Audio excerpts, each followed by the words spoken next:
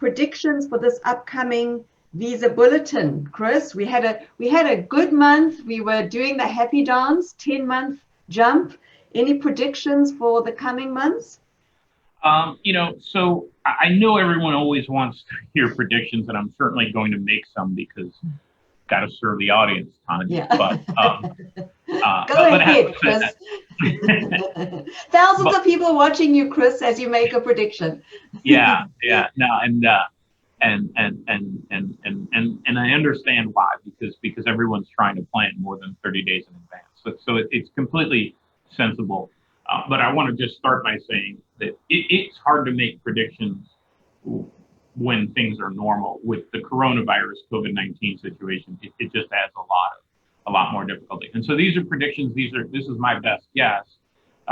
Having said that, I want to put that qualifier on it that it is difficult. So we did, as Tanya said, for the June Visa Bulletin, it moved 10 months, which is a big jump. It went from January to October of 17. It's tempered a little bit by that many of the nurses who had priority dates during that time frame probably are already in the United States. But I do know we've had a dozen or 2 dozen in our office that actually fell into that 10-month period. So that was great news, maybe even more. So where are we going? July, August, September. Those are the last 3 months of the fiscal year. So the Visa Bulletin is designed so that there are 140,000 visas. That's not the Visa Bulletin. That's the statute. That's the law. And then what the Visa Bulletin tries to do is it tries to have the visas flow out in a month-by-month basis so that the 140,000 visa is used in August or September. And the reason why they're trying to get the 140,000 visa in August or September is because the U.S. fiscal year ends on September 30th, and then it starts anew again on October 1st.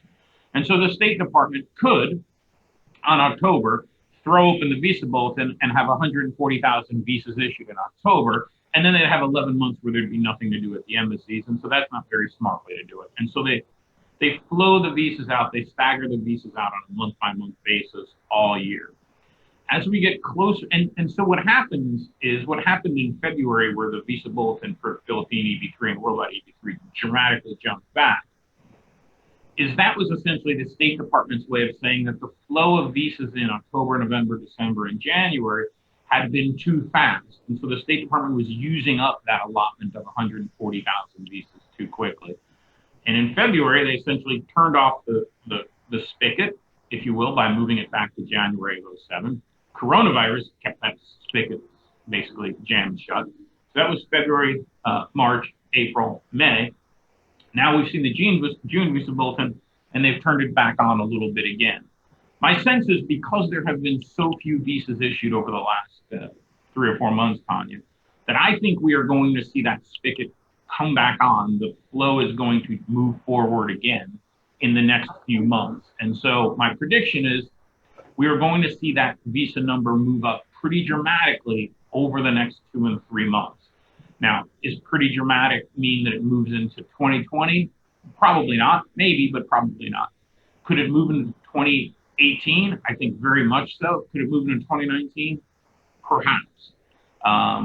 So I do think we're going to see a progression of both EB3 and worldwide here in July and the August Visa Bulletin.